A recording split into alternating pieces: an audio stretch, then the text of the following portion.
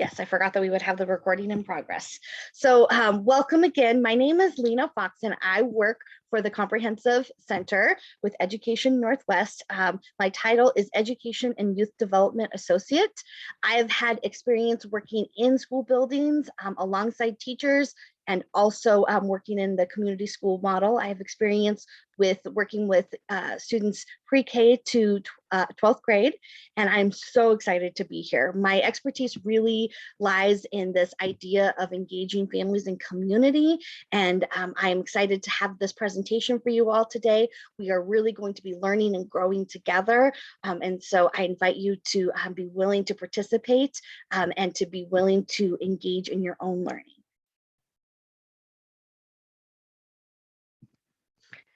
So we really are working on building state capacity to improve student outcomes in the Comprehensive Center. We work with both Idaho and Montana. And today we will be using these resources. So Michelle is going to go ahead and put the Google Doc in the chat box. This is going to force a copy. This makes sure that you have your own copy and you're not writing on like the master Google document. And this will be a tool that you'll be able to use for the entire session today. So we have a new person that just came in. So Michelle, you'll probably need to reshare the Google document one more time to allow that person to have access to it as well. And we are able to, I can put in the PDF copy as well. I can do that really quickly. There we go. So I just dropped in the PDF in case you're not able to access the Google document. So that is in the chat box as well. What I love about using the Google document though is that you're able to take notes in real time. You can use this for your own records. And my idea is that this is really a toolbox as we talk about family engagement. So this is an interactive session. I'm going to encourage you to use the chat box. Please share out your questions. Share shout outs to other participants. If something really resonates with you, you can shout it out and let people know that you are really learning and growing. I'm also going to be asking for you to share your video and your voice for several activities. And I know how it is. This is not a traditional webinar. So I am going to ask for you to step outside of your comfort zone and into your learning zone so that we can learn from each other. This is going to be an opportunity for us to really grow together. And the only way that we're able to do that is if you're willing to step up and share your video and or your voice for the activities that we have planned for today. So thank you so much again for being here. And I'm so excited to learn along with you.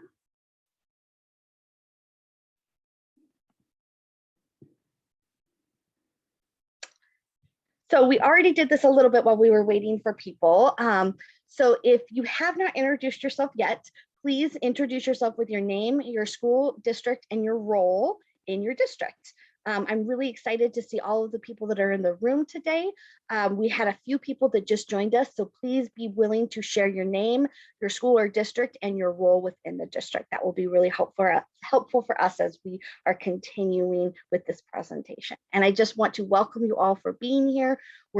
This is going to be a session for us to really dive into family engagement and to think about family engagement in a different way. So I'm excited to be able to have the opportunity to work with you all today. So the first thing that we're going to do is a word cloud. So Michelle is going to drop the link into the chat box for the word cloud. So this is a tool that's called Mentiometer, and she's going to give you a link and you are going to write words or what does family engagement feel like in your school or in your district, depending on your role. So if you were to use words, what would be those describing words that you would use to describe how family engagement feels in your school? So what I'm going to do is switch over to the Mentiometer. How does family engagement feel? Okay, so in real time, we're going to have the opportunity to see how, let's see. Why is it not sharing the presentation? Let's try this differently. Of course, I'm going to make a mistake as we're putting this up. So as you're putting your words in,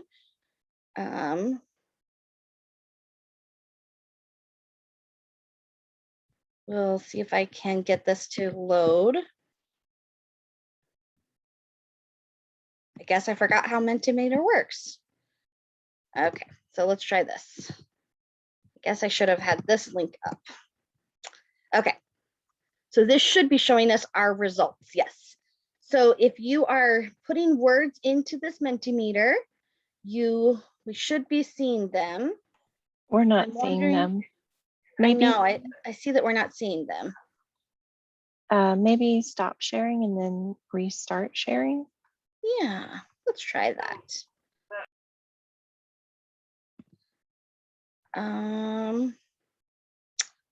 So, oh, it won't allow you to type anything? That is so weird. Okay, then we're going to scrap this. We are going to do this a little bit differently. I'm not sure what's going on with Mentiometer. I did not try this before, so we are going to do this instead. So let me reshare my screen, and we are going to do a whiteboard instead. So if you are familiar with how to use the annotate button, you can move up to the black toolbar on your screen and choose annotate. And then you're able to write text, you can draw pictures, you can create stamps. And what I'd like us to do is to engage with this question: how does family engagement feel at your school or in your district? What are some words that you would use to describe how family engagement feels at your district? So basic, that's a good word. Thank you for just using that descriptive word. What are some other words?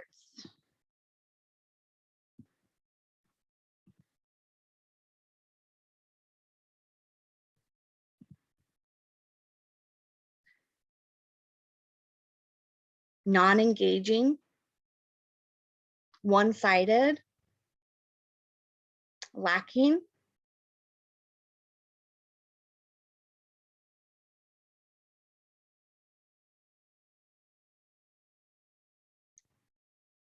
Let's try to come up with 5 more words. So limited participation. I think we do a good job. Opportunity, I like that.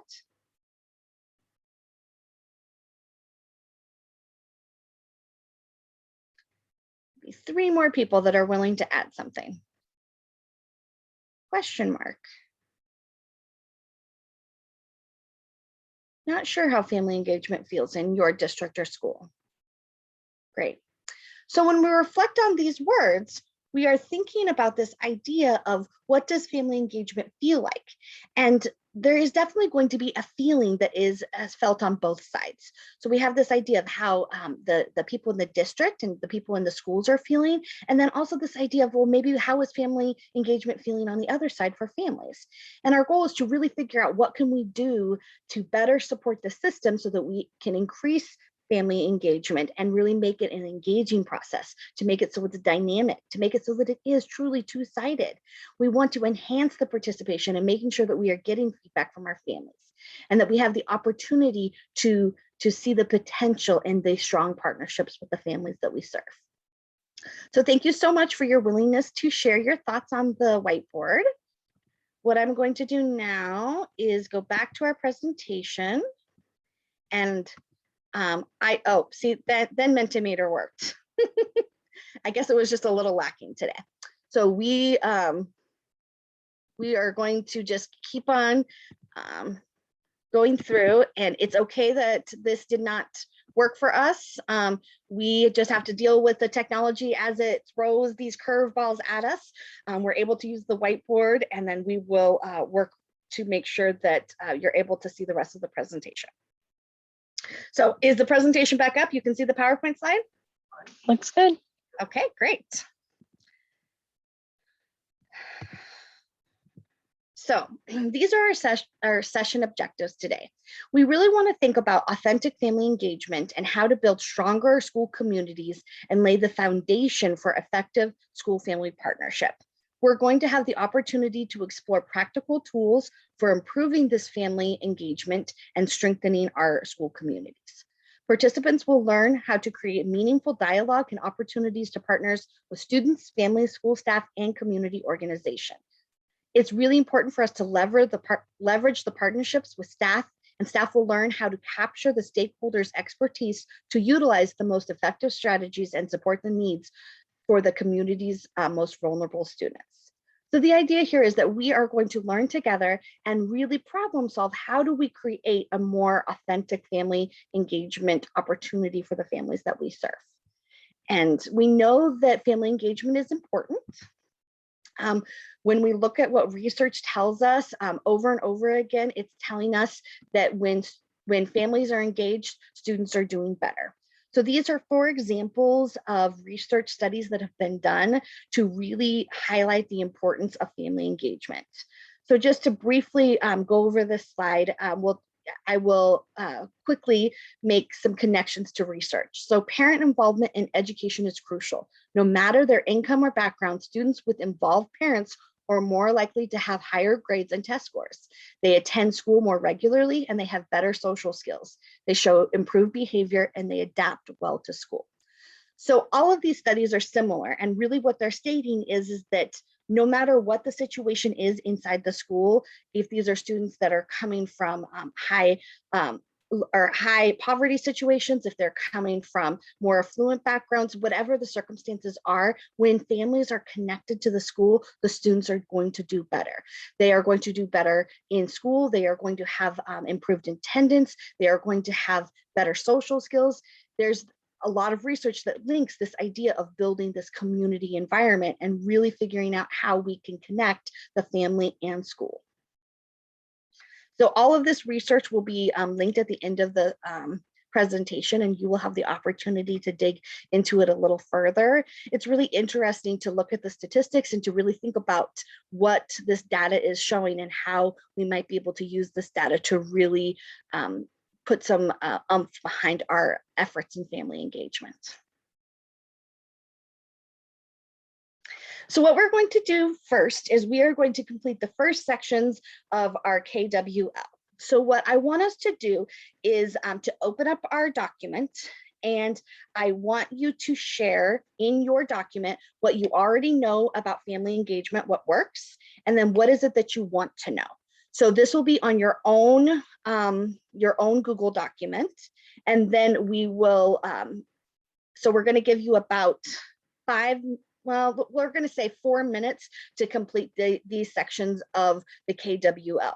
So what do you already know works with families, and what do you want to learn from this session? This will give us an idea so that we are able to learn from each other and to make sure that we're able to meet the needs of what you're hoping to learn in this session. So then we will have a quick share out after our 4 minutes. And if anyone is having a problem accessing the form, Michelle, do you mind dropping it in one more time, the Google document, for the people that joined us a few minutes into the presentation? So this is a Google document that will force a copy and will allow for you to fill out these first 2 sections.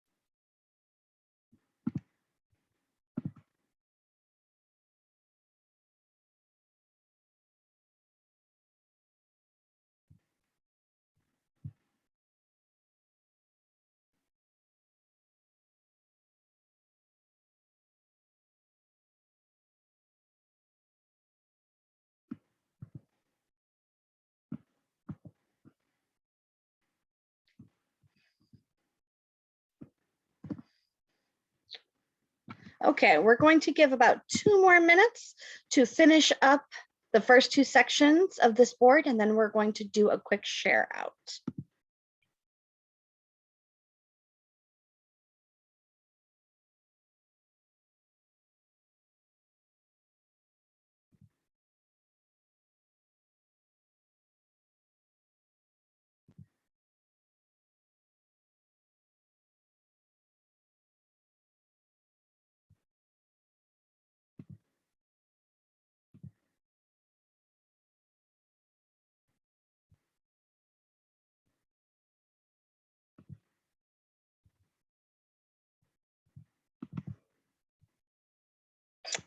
Okay.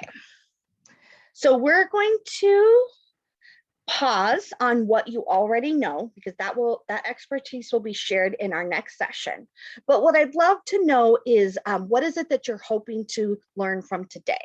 So if we can have participants be willing to unmute themselves to share what they're hoping to learn today. And if you're not able to share with your voice, if you can please add that to the chat box so that we can have a really clear understanding of what it is that you're hoping to get out of today's session. So can I have a couple people that would be willing to unmute and share what they're hoping to learn? And then the rest of us can fill that in the chat box. Hi, can you guys hear me? Yes, hi Kim. This is Kim with Jerome School District. One of the things that I've been noticing, thinking, wondering, trying to figure out in our district is, in order to really reach parents, we need to be reaching them at their time.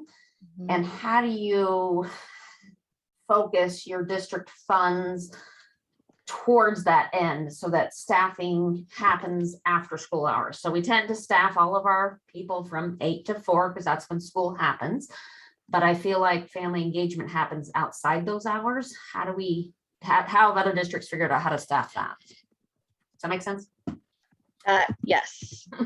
That is, I'm just capturing this in the chat box so that everyone has it written down. And I just added that this is brilliant. I think that this is something that's really important to figure out. And it's something that when I was working in the community school that I worked in, it really, the staffing that was funded by the district only happened during those school hours. And then all of the things that happened after school got put on the community partners that were considered the community school. And it didn't really work. There needed to be that more authentic partnership to really make sure that school staff had access to families as well. And so I think that that's brilliant. Thank you so much for sharing. And we can talk about strategies to make that happen. There's not an easy solution though, because change is never easy.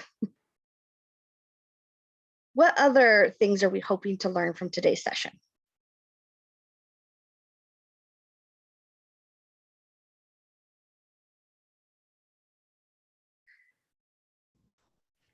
This is Carrie. One thing I would like to learn is just some fun ideas that other schools are doing to get, parents engaged and involved.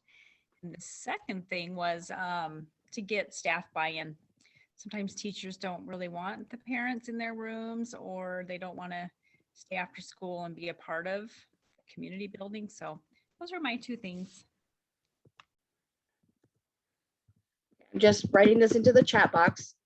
Teachers willing to or wanting families in their classroom and willing to attend after school events. And that can be very challenging from a leadership perspective. Being able to shift the mindset in your building, that's something that takes a lot of work, it takes a lot of time, and it takes innovation. And so hopefully you'll be able to help, you'll find some ideas today from the expertise in the room here. So how to make parents feel that they are part of the team. Shout out to Kim on this, it fits my concerns as well. When I said that we are doing a good job, I was referring to the migrant and EL programs, which we sure which are surely happening after hours. Other family engagement, not so much, except for our 21st century. But the attendance isn't great, and the program's too hard with using classrooms and regular,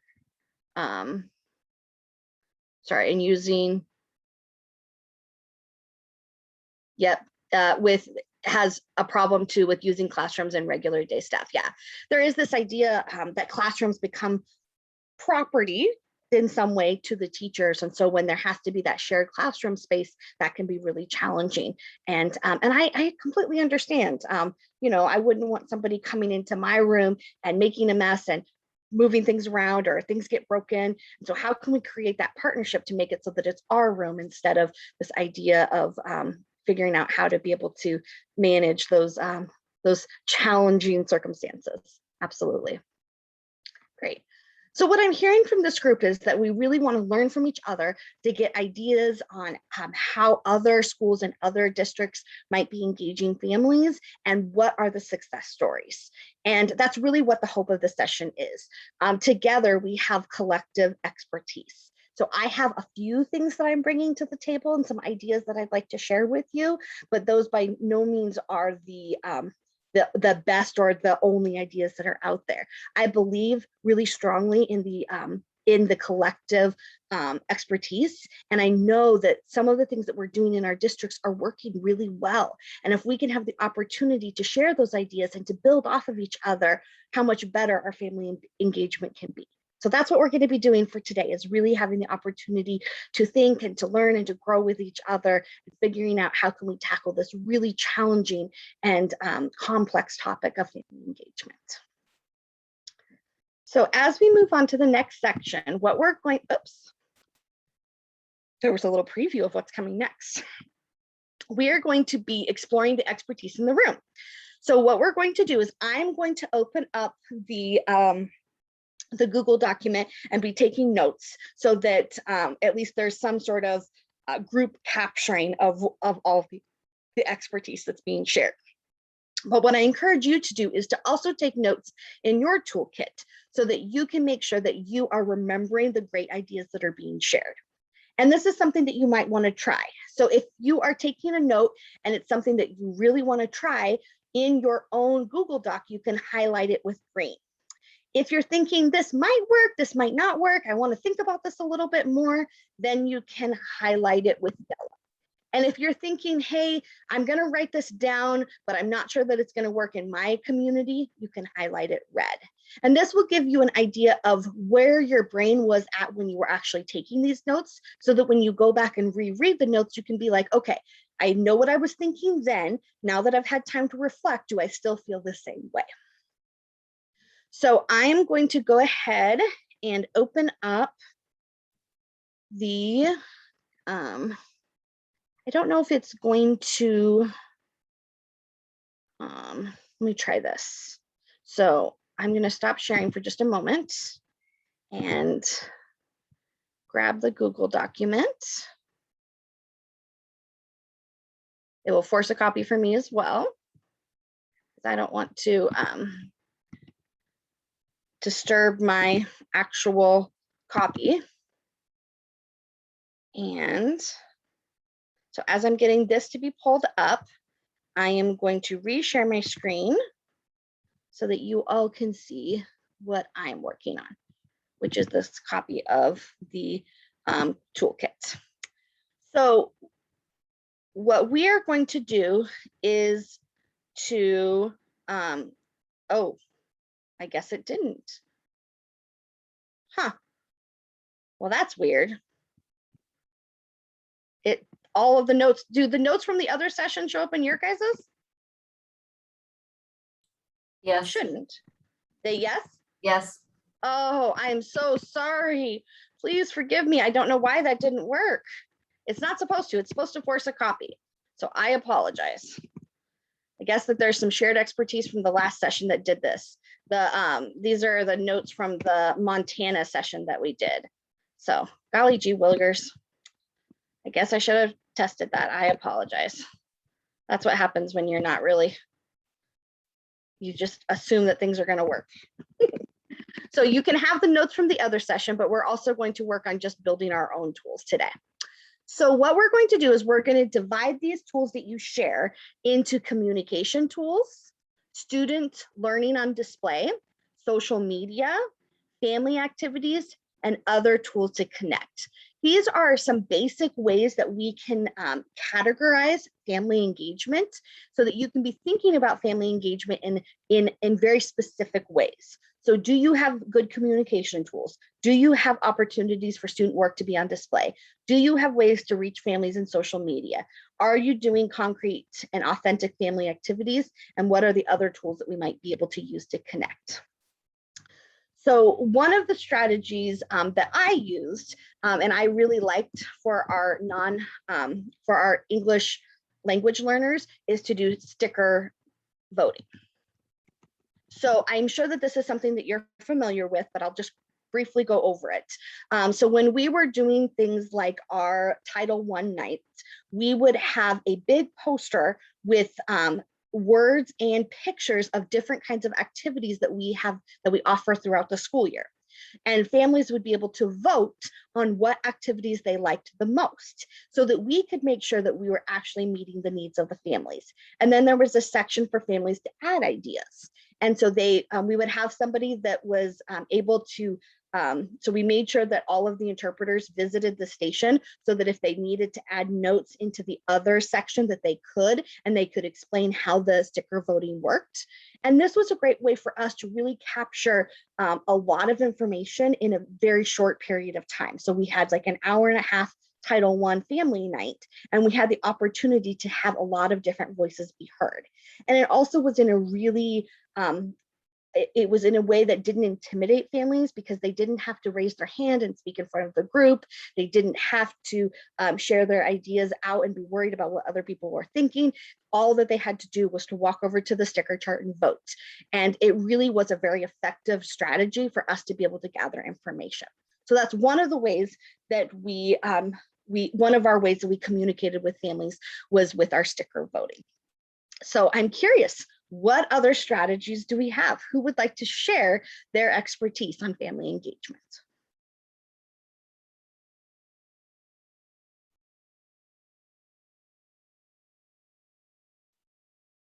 And this is when I'm going to ask for you to, step up outside of your comfort zone and be willing to share the rich knowledge that you have.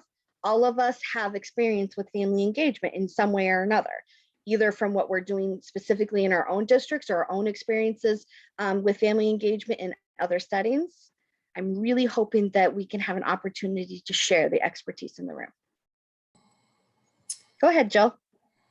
Hey, thank you for the opportunity to share. This idea is actually one that I heard of from Hortensia Hernandez, who she was the family engagement coordinator at Sacagawea Elementary. And what they did, and I thought this strategy was just amazing, but they did it throughout when COVID just hit, but it can work well during any time. But what they used was, it was a 2-question survey. And what they asked was, and I'll send this to you as well because it's much easier to explain when you see it. But what was so neat about it was that the questions asked the family, where are you at? Meaning, how can we meet you where you are? What kind of resources can we help you with? How can we connect you to those resources? One question, for example, was, would your child benefit from a phone call or an email or a letter sent to them, a card? But I loved how it was short. It was only 2 questions. And they sent it through text, email. I believe they put it on Facebook Live, but I loved how they catered it to where they were at, where the families were at. And like I said, this could work during COVID, but also anytime after as well. Just making sure that you're communicating with the families and then also being aware of their needs. So I thought that was an excellent way to communicate. That's great. Are you able to drop that into the chat box? I will try to do that. Okay.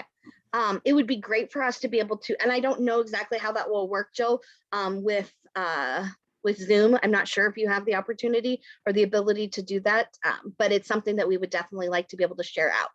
And what we could do is we could follow up with you to get it and then include it with the resource materials when they are posted for you all. Okay, sounds good. Thank you. Yeah, no problem. Thank you so much. So that's great. What I really like about that strategy is that it is simple. So even if families are English language learners, they have the opportunity to, they might be able to have a family member that can translate it, or maybe it can even be translated into their own language as you send it out. 2-question surveys are something that doesn't feel intimidating or overwhelming to families, but you're still able to gather a lot of really great information. And the ability, or the fact that you sent it through text, email, and Facebook, that's making sure that you're giving different opportunities for families to engage wherever they are engaging within the school. So that's really, really great. Thank you so much for sharing that. What other expertise do we have that we would like to share?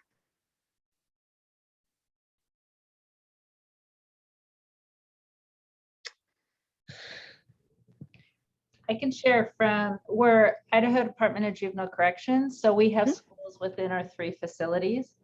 And some of the ways that we work on engaging parents is we pay for a bus that takes parents from Napa to maybe Lewiston or St. Anthony. So on the way there, our social worker that works with that family kind of explains what's happening, what they're learning, both in school and program.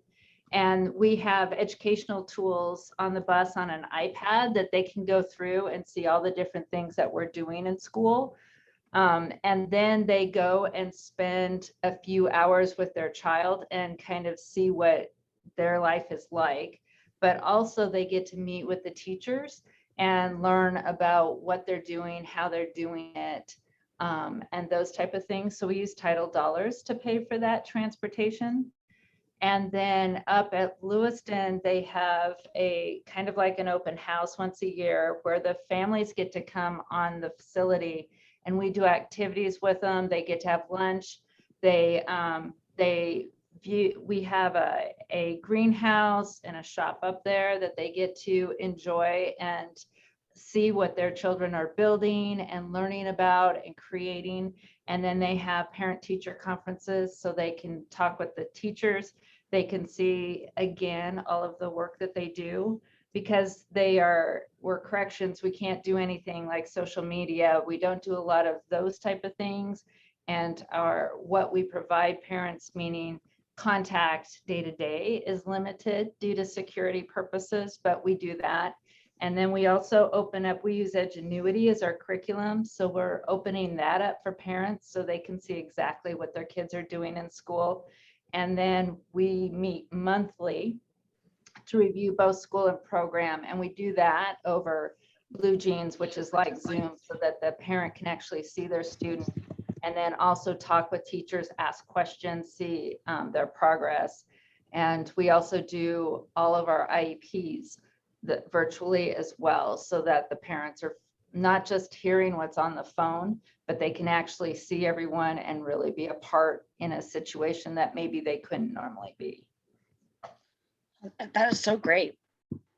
Okay, so I'm thinking, I love what you said about I'm trying to think of where that would be. I guess that might be under communication tool, that the IEPs are also done virtually.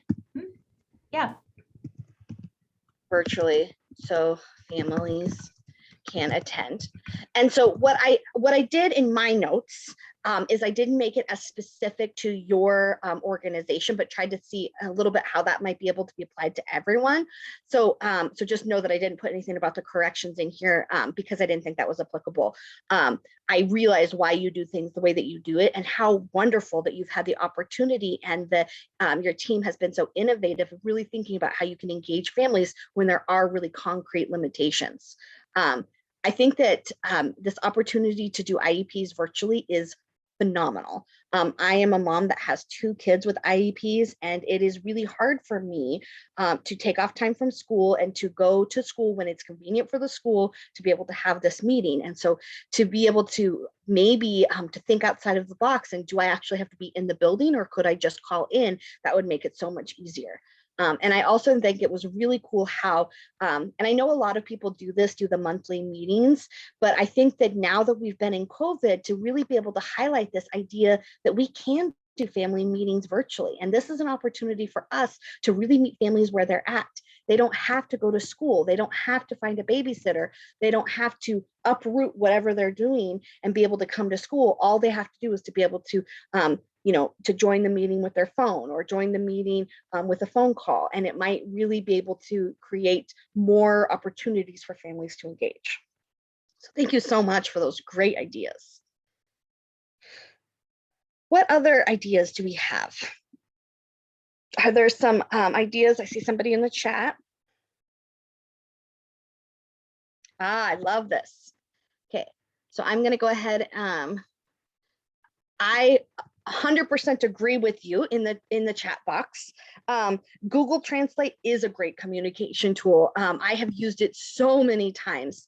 The one trick that I had to teach my principal is that you have to go back and forth a couple of times with Google Translate to make sure that it actually makes sense. She sent out a letter without doing the reverse translation and it didn't make sense. And she's like, oh, Lena, I used Google Translate and it didn't work. And I was like, well, let me give you another strategy on how to use Google Translate. And this is really, I usually, when I'm using Google Translate, I try to use it for small messages. So if I'm sending a text message or if it's a quick social media post, this is not something that I would use to write letters to families because I think that we should be using funds to actually get a translator for those kinds of more important documents. But for a quick blurb on social media or a text message, I think that that's a great tool. Thank you so much for bringing that up. Because I do think it's something that can be really powerful. There was a couple of other online tools that other people have shared. I can't remember the name of them, but other platforms that also do translation. And some of them might be, I know Google Translate is pretty formal. Some of them were a little bit more conversational, but I still use Google Translate most often.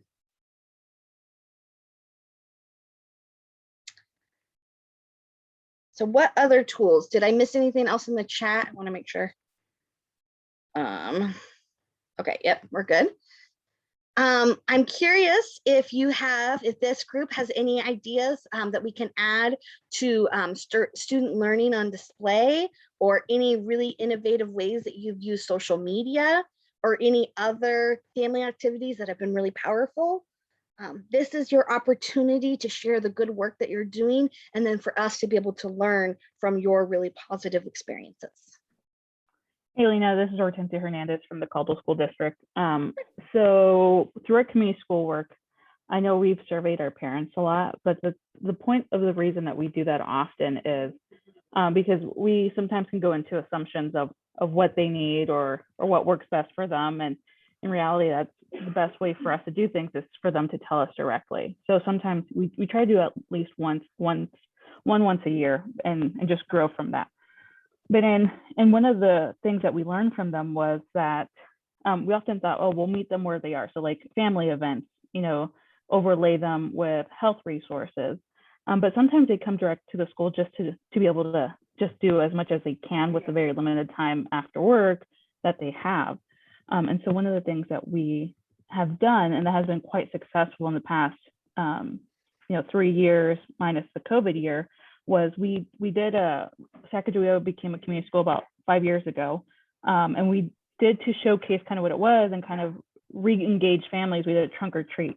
But our trunk or treat is on a Saturday morning from 10 to 12. And in terms of getting staff buy-in, it has taken time to get staff to buy-in. But what we realize is the staff, we just open it up to staff, say you're welcome to have a trunk. And sometimes we do see that relationship success, with staff that kind of make some of those sacrifices to go outside of school hours and see families on a academic basis, like just having fun with our families. And so we do this every year, but we also bring in health partners that continue providing services throughout the school year. We bring in, enrichment partners like Idaho Public Television, the Caldwell Public Library, that continue providing resources to families throughout the school year. So it's really our jumping board for our school year, but also provides families an opportunity just to come to our school to do one specific thing and have fun with us on this Saturday morning. That's great. One of the things when we were doing our annual plans, when I worked in the community school, is that we wanted to make sure that we had early morning events, that we had evening events, and we didn't ever do anything on the weekend, except for, actually, that's not true. We did do things on the weekend that was like for our garden, when we would do garden work parties. And so I think that that's really phenomenal to think about ways that you might be able to really scatter and structure family activities so that you're able to meet families where they're at.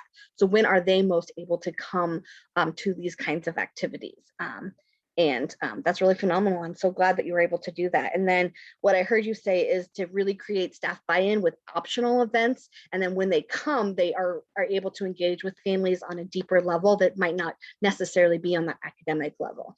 And that is something that we experienced in our community school as well, is that we didn't always have a lot of teacher buy-in. And I wanted them, one of the suggestions that I had is that staff by contract were required to come to 3 family events, and they always came to the same ones. So I encouraged the principal to have it be a sign up so that you had that throughout the year we had all of these events, and that you had to have at least one teacher at each event. And so teachers needed to sign up for the events that work best for them, and not have everyone attending the one major event, because then that means that they are they've already completed their contractual agreements and they aren't able to come to any of the other events. So if we can share the love a little bit with all of the events that are happening, that might be one way to really encourage teachers to come to a lot of different events. And making them fun. One of the things that we always did is we encouraged our teachers to bring their families along. So when we did craft night, we wanted the teachers to bring their kids. Their kids all went to different districts, but to have them be able to come to the school and to do crafts with our students was something that was really fun and pretty, it was very, very successful. Okay. So we are going to be moving on, except that I want to give one more opportunity for 2 people to share one really effective social media tool and one really effective student learning on display tool. So I can't leave these boxes empty. My heart will just be broken. So what can we share about these 2 areas of family engagement?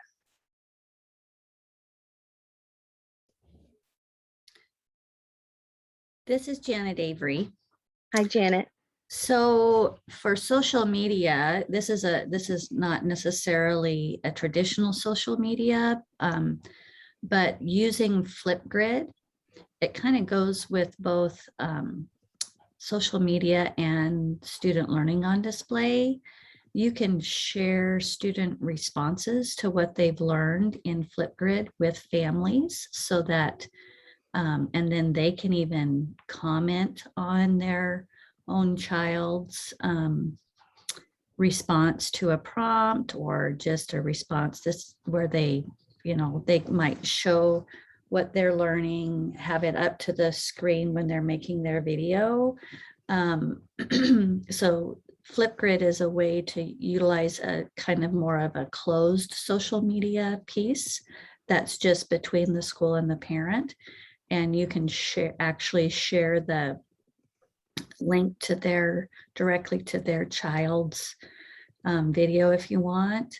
We used it actually a couple years ago when I was still in Jerome. When we were locked down in the spring, I sent a Flipgrid link to families for them to have their students record a teacher appreciation video, and then we shared those with teachers.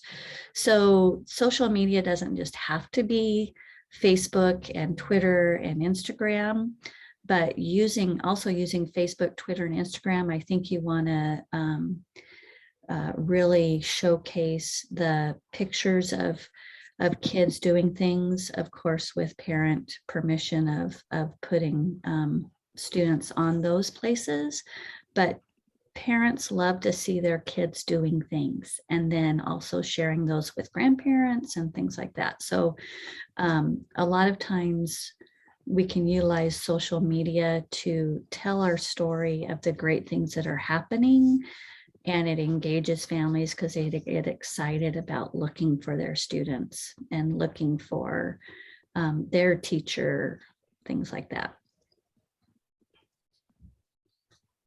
It's really powerful. So I don't remember exactly where or why I saw this picture, but I saw a picture posted, and it must have been on one of my Facebook groups, but it was of my child's school, and it was they were celebrating my child's teacher's birthday, and it was during summer school. So the teacher, they said the first birthday celebration that Miss so-and-so has ever gotten, or something like that, because of course her birthday's in the summer. And I saw a picture of my daughter standing next to the teacher, and she was like grinning, so happy that she was able to be a part of planning this surprise birthday party. And it was such a surprise, and it brought me so much joy to be able to see my student. She wasn't really being highlighted, but they were highlighting the fact that it was the teacher's birthday. But it just warmed my heart that I got to see this unique experience that no one shared with me. It wasn't a part of the curriculum, but it was something that really like humanized the teacher for me, reminding me that, yeah, her teacher does have a birthday. And so we made a really special birthday card, a belated birthday card, and really wanted to like build that connection. And it was all because of a simple picture that was posted. And so it's amazing how those pictures of our students can inspire us to want to be more involved and to connect with the school community in a different way. Well, Thank and you so much for social sharing. media is a great place to take control of our own narrative. Oh, I I like think that. it's George Couros that says, make the positives so loud that the negatives become a whisper. So, or something like that. I paraphrased that. But if we can take control of our narrative on social media, then people are not just hearing the grumblings and complaints, but we're actually engaged. You know, families then become our advocates as well, because they're like, no, my teacher is doing these great things and my school's doing these great things. And when they see the great things and when we share those things, it's easier to have those hard conversations too with families. When they know we're doing positive things, it's easier to have Absolutely. the tough conversations when hard situations come up. When you've built the foundation of trust and dedication and commitment to their students' learning needs, then you are able to have those more difficult conversations. That is really phenomenal. Thank you so much for sharing, Janet. I really want to thank everyone. I know that the virtual platform can be a little bit challenging when we're trying to share these opportunities for expertise, but I hope that you were able to get some new ideas. And if there's other things that we want to add or other things that come up throughout the discussions, I want you to have this be a living document so that's something that you can add throughout our training and to really be thinking about these 5 areas of family engagement and what areas can you improve in? What are areas that you want to create new and authentic and innovative opportunities to engage families? Remembering that family engagement is not only the family events that are taking place at school, but it's a much more complex and complicated circumstance. And so we have to really look at it from all different angles so that we can truly engage the families that we serve. So I'm going to stop sharing this and go back to our PowerPoint. And I know that there's an easier way to do this and I'm just forgetting what it is. So there we go. So I hope that you were able to find some ideas on family engagement and really be thinking about how you might be able to use some of these great ideas that were shared from your colleagues in Idaho. So the next thing that we're going to do is we're going to complete a Jamboard. So hopefully this one works. If not, we'll go back to the old whiteboard. But what I'd like us to do is to, if Michelle, you can drop the link into the chat for the Jamboard. We will be able to access this Jamboard together and be able to think about the barriers to family engagement. Okay.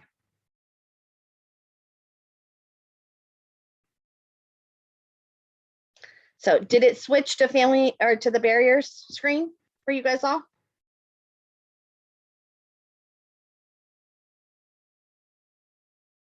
Yes, it did. Okay, good. I'm getting my technology down. So what I'd like us to do is if you can see over here on the left hand of the screen, you can add a sticky note and it comes up like this. And what I want you to do is to think about the barriers right now in your current situation to family engagement. So is it money? Is it time? Is it staff buy-in? What are those barriers to family communication that are happening right now for you? And so I'm going to add the one time. And this is something that has been, it's always challenging because we just never seem to have enough time in the day to plan really quality curriculum and then to think about family engagement.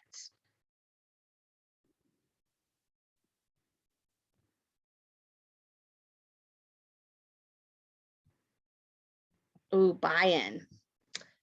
Language is the huge one. So are we talking about family buy-in or teacher buy-in or both?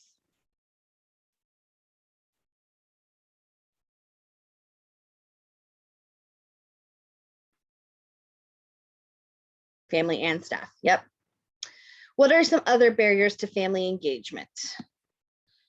So I see low, sorry, I'm just trying to move things around so we can see it. It always goes to the same place. I'm going to move my time over here. So I say messaging, distance, parent buy-in, low attendance, authentic ways to engage, the people power. Tell me more about people power. Not enough people to work the events?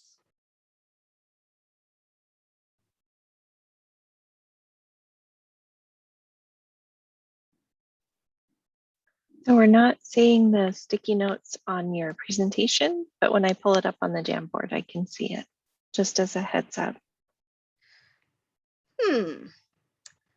Well, that's interesting. Thank you very much for telling me that. Let's do this again. We'll just reshare it. Okay, can you see it now? Yes, now I can see it. Oh, I gotta love technology. Funding, we have no budget line for family involvement. That can be really challenging.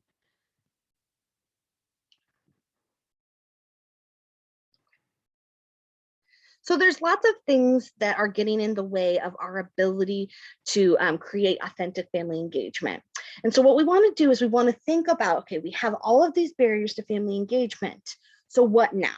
What are we able to do to make those steps towards more authentic family engagement?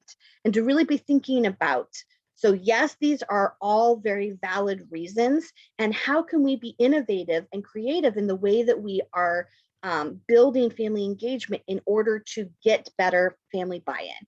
Are there ways that we can create more authentic ways to engage families? How can we, inspire our teachers to want to be involved in a way that adds to our people power? How can we find creative funding opportunities? Can our PTA do some fundraising? Can we do some grant writing? Is there something that we can do in order to up that budget so that we're able to really think about how we can meet the family's needs? And this idea of events versus systems. So can you tell me more what you mean by that? Yeah, so I think, the events that we put on, the family nights that we're required to have is a great way to build relationships. But I think sometimes that makes us feel like we're doing what we need to be doing versus really starting to change the way that we provide families tools with engaging, and then also our staff with tools with engaging that are outside of those events that we have to hold. So creating spaces, if language is a barrier, creating a space in the school where families can come in and language isn't going to be an issue for them. Like if they're able to help out in the library and sort books or go out at recess duty and kind of things like that don't really, are checking off boxes for us, but are really giving our families a space to do so. But then looking also at our staff, and pushing them away from just like, oh, we have STEM night coming up. Okay, but how do we really get our parents to become partners in their kids' education versus just, being just being like, oh, I informed them about X, Y, and Z, or we'll see them at parent-teacher conference, but really a partnership in their child's education. Yeah, absolutely. So really moving towards checking the box to more authentic engagement. Yeah. And how do we get to that? Absolutely. So I'm hoping that as we are exploring the next couple of slides, that we will be inspired with some new ways of thinking that will help us think outside of the box. Okay. So when we think about family engagement, one of the ways that I like to look at this is really thinking through this idea of a foundation of empathy. So what I want us to do is we're going to think about our heart set, our mindset, and our skill set. And we want to think about how we as administrators, how we as teachers, how we as district staff are really approaching this idea of family engagement. So when we think about how we are feeling within our own heart, we need to address our own biases and judgments. We need to really focus on having unconditional positive regard for our families and understanding the impacts of trauma on families and the community. If we're able to address these areas, we're going to have an open heart to what our families' experiences are. And if we have an open heart, then we might be able to build that stronger relationship and rapport with families that we're missing. And this is where it takes a little bit of self-work and self-reflection. Are there times when my own biases and judgments are getting in the way? Am I really always having unconditional positive regard for my families? And do I really understand the impacts of trauma on the families and communities that we serve? And I think that this is a time in our history where we really have an opportunity to think about this in a different way. And we've seen some real strong examples of why this is so important. And we can take a step back as educators and think about, what part am I playing into this system? What part am I unintentionally creating an atmosphere that is not welcoming to families? And to really focus on ourselves before we're able to think about how we can do things differently in the schools that we are serving. The next thing is to think about our mindset. We want to make sure that we are always using strength-based practices and that we're approaching families as inherently capable. We want to identify their cultural strengths and have that be reflected in the schools that we are working in. So how can we identify and highlight and promote the cultural strengths within the communities that we're serving? And we want to demonstrate our commitment to meet families at their level of need. And I heard people talking about this a lot today. We need to meet families where they're at. And so where they're at might be different for different families, for different populations of the students that you're serving. And we need to think about, how can we make sure that we are creating systems and family engagement opportunities and authentic engagement time, right, that is really meeting families at their level of need. So some families are going to need us to reach out a little bit more. We might need to think about different kinds of ways that we're going to be able to reach this family and create that strong partnership. We might have to think about what are our language supports that we have.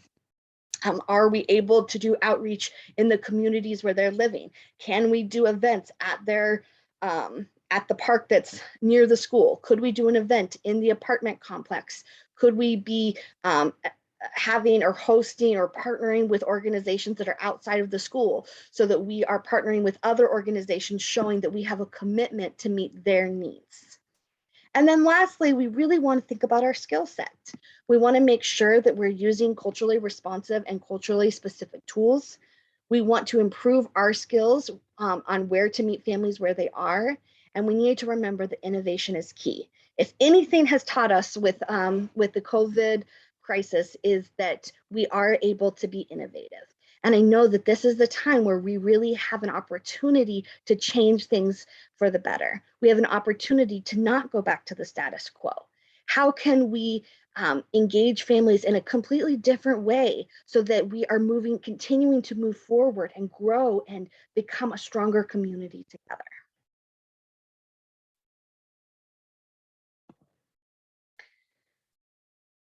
So one of the things that we can, hold on, I just want to make sure I didn't skip a box. Oh, I did, sorry. Holy moly. Okay, I did. I just went all ahead, all crazy. So when we are thinking about, so here's some questions for you to reflect on. So when we think about barriers to family engagement, I want you to think about your heart set and how do we focus on relationship and building rapport with families and communities. That's really going to be the foundation to authentic family engagement, is focusing on how we can build stronger relationships, creating that stronger family community and that family school partnership. So the second thing that I want you to reflect on is this idea of your mindset. So how do we think about and process information about families? And lastly, I want you to continue thinking about what tools do we need to connect and create authentic family engagement. Now, these are big questions, and there's no simple answer to these questions. But what I would like to do is to have just a moment for people to reflect on these questions and think about how they are feeling in their own space right now. So when we're thinking about our heart set, our mindset, and our skill set, what are the things that are coming to mind right now in this moment that we might need to do differently with the way that we're engaging families? How can we focus on relationships and rapport in a different way? How might we think about and process information for our families in a different way? And our hope is that you will come up with some new tools to connect, to create those authentic family engagement opportunities.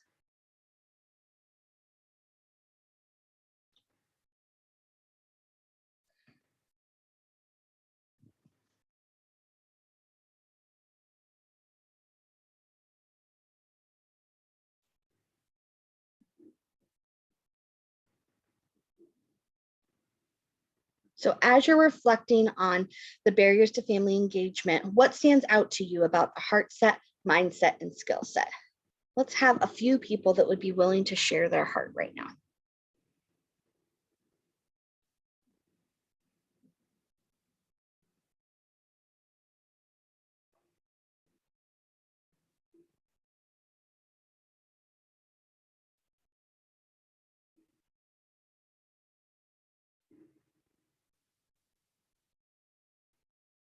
Is there one set that stands out to you that where would you like to start when you're thinking about reinventing family engagement? Is it your heart set? Is it your mindset? Or is it your skill set?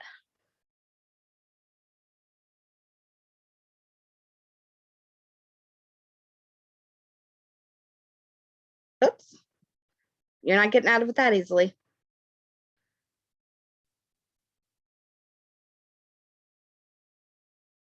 And it's okay to not share.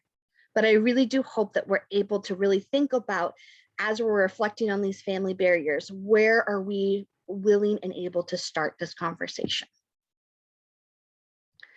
So what I want to do is I want to make sure that we are giving you some concrete tools.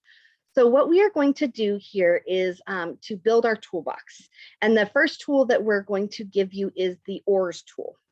So it is this idea of a essential communication skill where we can center families in our interactive strategies. So if we're able to use these 4 communication tools in our interactions with families, this is going to give us a new tool in our toolbox.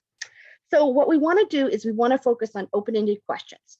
We want to allow families and community members to share information, including their feelings, their attitudes, their understanding of the situations, and their own expertise. We want to make sure that we're building in affirmations where we recognize and reinforce the success of our families. We want to have positive statements about their ideas, their strengths, and their abilities. And we want to affirm family and community expertise.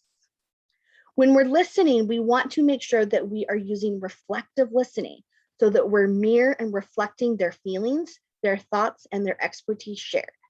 And we want to make sure that we are rephrasing and checking for accuracy. It's important for us to make sure that we actually understood what they're trying to tell us.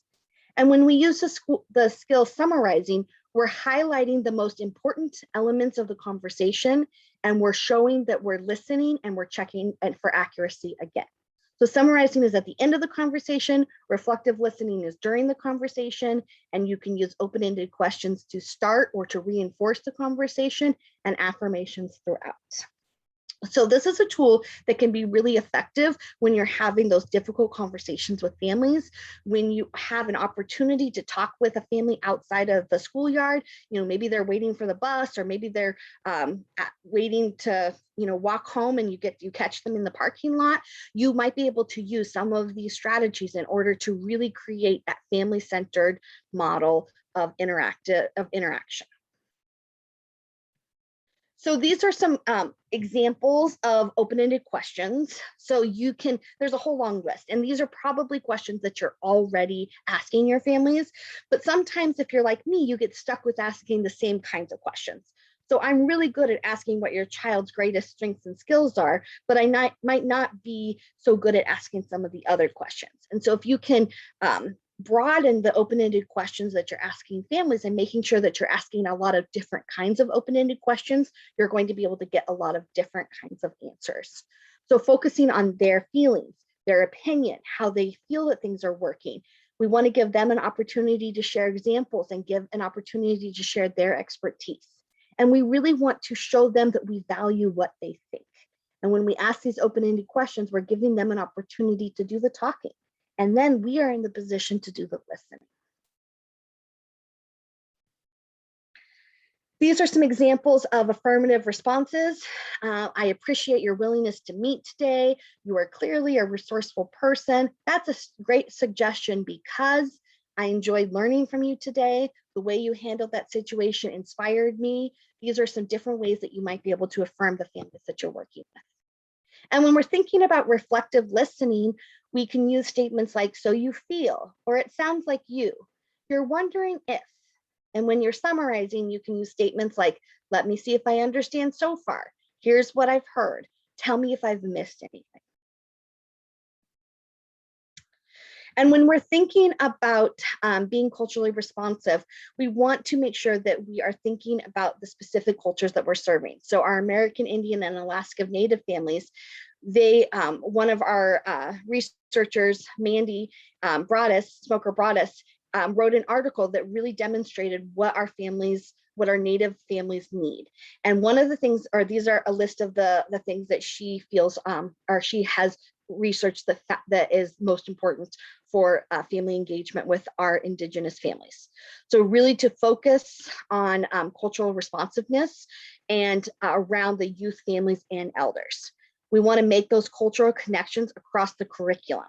We want to understand the lingering trauma of the boarding school era. We want to make culture visible, so really integrating it within your school. You want to help facilitate language instruction, and you want to make that time for introductions. With our Native communities, it's really important to take the time to have everyone's voice heard so that we are able to provide a seat at the table for everyone that's there. So these are some examples of culturally responsive programming. So what we're going to do, and we have about 5 minutes to do this. So I'm going to put you in breakout rooms, and there are going to be breakout rooms of 3 people. So I have to look at our count. I'm not sure how many people we have in here. So let's see. Oh yeah, we have enough for a couple of breakout rooms. So this is your scenario, okay? A student is struggling with attendance. School staff has attempted positive phone calls, attendance letters, conference with the principal, and family refuses to acknowledge or address the attendance issue. A family member has come to the office very upset. So they must have realized that something's going on and they are irritated and really ticked off at the office staff. So you are there to try to listen and to hear about their situation. So in your small group, you're going to have an educator, and someone will need to play the role of the educator and someone will need to play the role of the family member. All of the other participants are just going to be observers. So you want to think about what went well with the role play and additional strategies or suggestions that you would use. And what we want to do is we want to practice those OR tools. So if we go back in your toolbox, you have this slide and you want to think about what open-ended questions can I ask? What affirmations can I give? How can I demonstrate reflective listening? And how can I do a good job of summarizing? So again, this is just practice. I'm asking for you to step outside your comfort zone and to try this strategy on, because if we are willing to practice something, we're going to be more able to use it in the future. And so I'm going to give us about 5 minutes for us to practice the strategy, and then we'll come back and do our closing for the day. What questions do you have about this activity?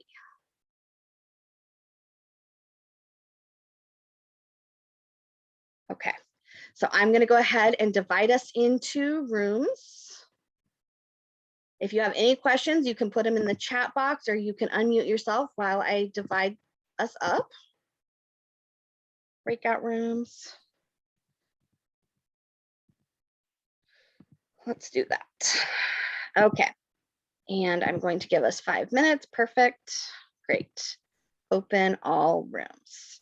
So remember, there's going to be 2 volunteers. So someone's going to have to be the educator, someone's going to have to be the family member, and then everyone else is an observer. Okay. And your prompt is that you have a family or a student that is struggling with attendance, like really, really bad, and that there's a lot of issues. You've tried to do the conference with the school, you've sent attendance letters, there's been no communication with family, and now the family member is at the office really upset. So here you go.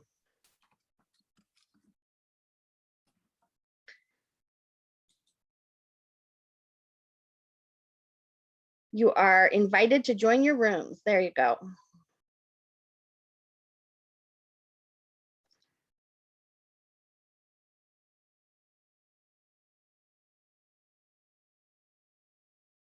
Janet, Teresa, are you able to join room 3?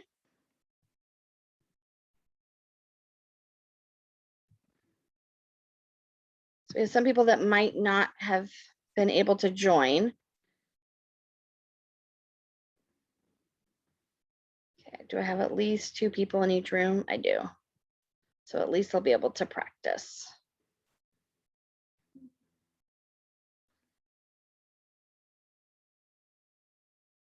Alejandra, are you able to join?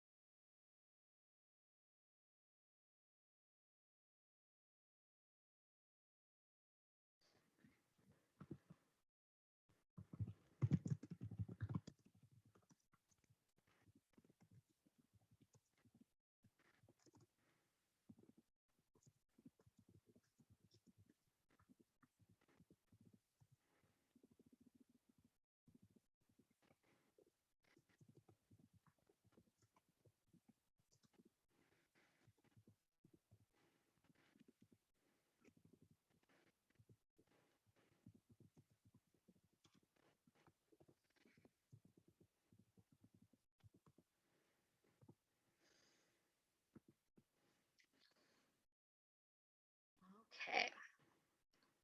So Michelle, it looks like we have a few people that weren't able to join. I'm not sure if they had to leave us, but we will come back in about 2 minutes and 30 seconds to debrief this activity and then to close out our session. Okay. Sounds good. And then you have the link, right, to share at the end for the evaluation? I do.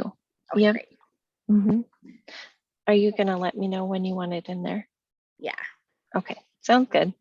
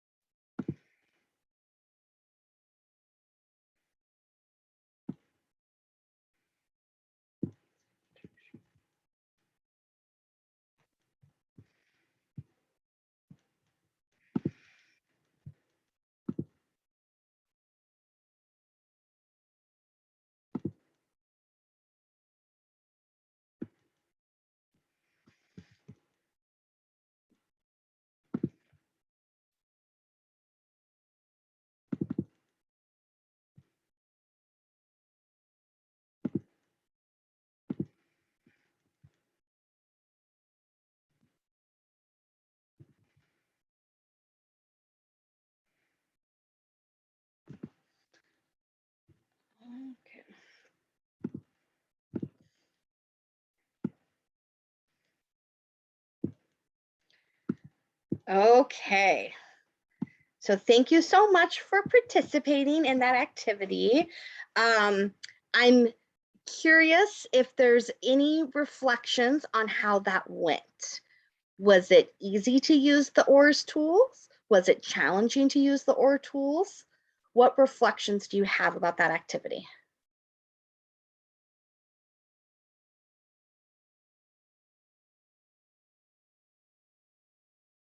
Tamara, did you want to share?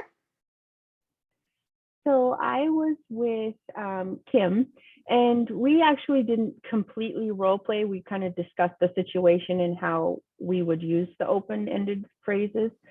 And we both kind of agreed that we would ask a question like, what works for your child? Or what do you think would work best?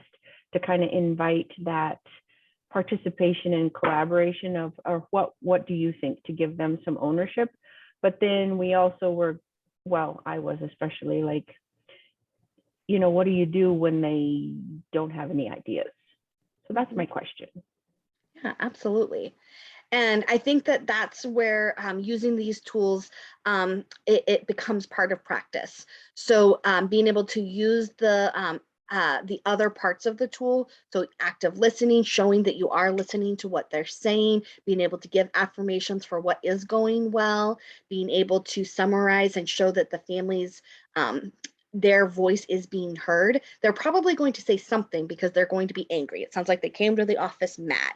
So they're going to have something to say to you. And so if you can really develop and focus on that relationship and rapport piece, and really focusing on what it is that you're hearing from what they're saying through their anger, you might be able to glean a little bit more about how to support the student in that situation. And it just takes practice, because families come to school mad. Like, I know that sometimes I'm that mom where I don't like something that's happening in my child's school, and I have to be that mom. And I just want to be heard. I just want to be acknowledged. I just want to know that my kid is being seen. And oftentimes, if we can just demonstrate to our families that their student is loved and seen and appreciated for who they are, then we're able to move to those more difficult conversations of, like, you know, attendance is mandatory. So how can we support your child in being successful in attending school? And so my best advice is to first really focus on that relationship and rapport and building that foundation of trust. And then when you have that foundation of trust, often we're able to really see how we're best able to build that partnership. And when families feel that they're a part of the partnership, they're willing to put in that work to be able to support their student. Because again, what research shows us is that families want their child to be successful. Most families are really hoping that their child is going to find success in school. And so if you can help build that partnership to show they're a part of that success, that's going to help strengthen those authentic interactions with the families that we serve. So thank you so much for your willingness to reflect on that. I really encourage you to just use these tools, try them on in the next conversation that you're having with a family member. Intentionally use open-ended questions. Make sure that you're building in some affirmations. How are you being a reflective listener? And lastly, have you summarized and really made sure that you got the entire, that you heard what the family was saying correctly? So I'm going to reshare my screen because for some reason it didn't reshare, or maybe it did. I moved you guys all big so I could see faces. Okay, I did reshare. So now what I want us to think about in the last few minutes is, what is one action step that you want to take from this session? So what did you learn? Is there a new strategy for family engagement? Is there something that you want to reflect on for your own heart set or your own mindset? Are you willing to try on the ORS tool and to really think about how that might be an effective communication strategy? What is one thing that you are willing to take a step on and to create an action item for that lesson that you learned, or for that action that you want to take? So in your Google toolkit, there is completing the last section of the KWL. So what did you learn, and an action step. So we're going to give you 2 minutes to finish this action step. And then we are going to have a short reflection, and then you'll have the survey for the evaluation for the end of our class. So we'll give you 2 minutes to, what is that action step that you want to take?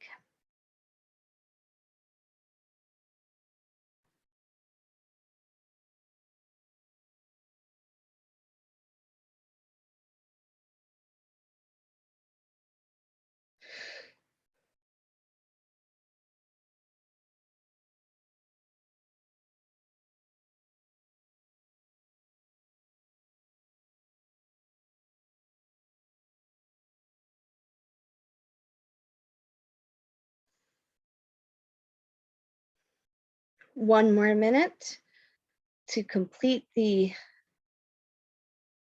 step that you are committing to taking from something that you've learned from this session.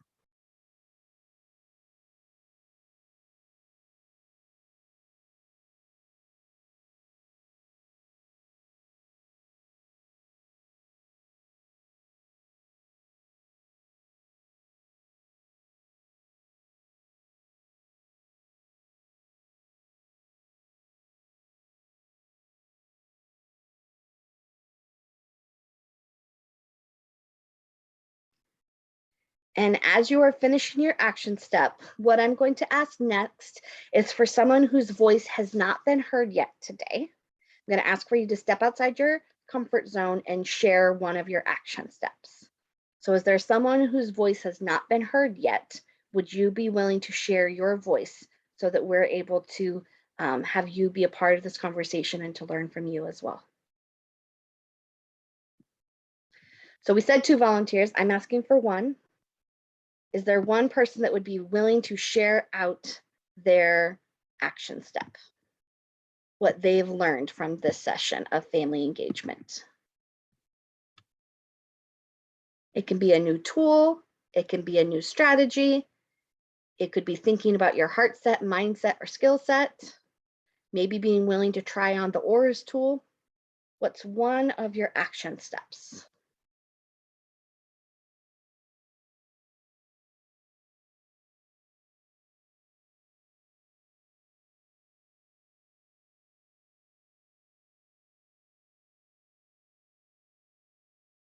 Okay, I hear that that it can be difficult to share online. So what I'm hoping is that you are able to think of one thing that is really stood out to you about family engagement. And the last thing that we're going to do together is, it won't be on the word cloud. I'm going to have you do it in the chat box. Can you just give us one encouraging word that you would like to share about family engagement so that we're leaving this session inspired, ready to build relationship and rapport with our families? Let's share one word of encouragement with each other in the chat box. Priceless. Oh, I did see that we had a person that said that they would be willing to use the ORS tool and they had forgotten about some of the steps. So what are some other words that we can use about family, inspiring words about family engagement?